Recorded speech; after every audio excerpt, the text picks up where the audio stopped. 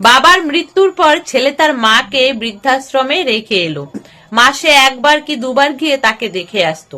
হঠাৎ একদিন বৃদ্ধাশ্রম থেকে ফোন এলো যে আপনার মায়ের ভীষণ শরীর অসুস্থ, হয়তো তার শেষ সময় চলে এসেছে, আপনি তার সাথে একবার শেষবারের মতো দেখা করে যান।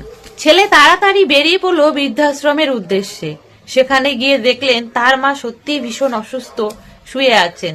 ছেলে তখন পাশে বসে তার মার হাত ধরে বলল, মা, তোমার কোনো কিছুর প্রয়োজন আছে? একবার আমাকে বলো, আমি তাড়াতাড়ি এক্ষুনি নিয়ে আসবো।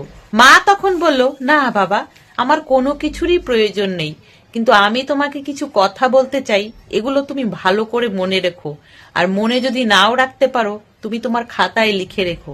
ছেলে তখন বলল, হ্যাঁ মা, তুমি বলো, তোমার সমস্ত কথাই আমার মনে থাকবে। মা তখন বলল, বাবা, এই বৃদ্ধাশ্রমের জানলাগুলোয় একটারও পর্দা নেই। বাইরে থেকে যখন প্রচন্ড হাওয়া দেয়, বৃদ্ধাশ্রমের বয়স্ক মানুষেরা ঠান্ডায় কাঁপতে থাকে। তুমি এই জানলাগুলোয় পর্দা লাগিয়ে দিও। তুমি একটু গরম জলেরও ব্যবস্থা করে দিও। এখানকার বয়স্ক মানুষরা প্রচন্ড ঠান্ডায় ঠান্ডা জল একদমই খেতে পারে না, তাদের প্রচন্ড কষ্ট হয়। এখানে তো খাবার দাবারের ব্যবস্থাও খুব একটা ভালো না, আমি কোনো দিন হয়তো না খেয়েও থাকতাম।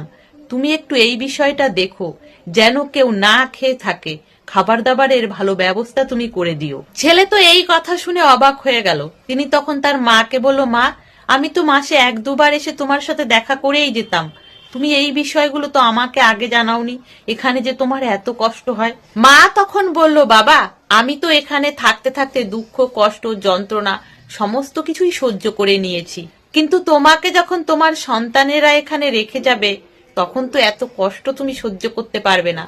কেননা আমি তো জানি কতটা যত্ন, কতটা ভালোবাসা দিয়ে আমি তোমাকে বড় করেছি। মা আরো বললেন যে আমাদের জীবনের যে কর্ম, সেটা ঘুরতে ঘুরতে ঠিকই ফিরে আসে, শুধু কর্ম ফল ভোগ করার জন্য তৈরি থেকো। তাহলে বন্ধুরা, ছোট্ট একটা গল্প, যদি ভালো লাগে প্লিজ লাইক করে দিও, সাথে কমেন্টেও জানিও কেমন লাগলো। সকলে ভালো থেকো, সুস্থ থেকো।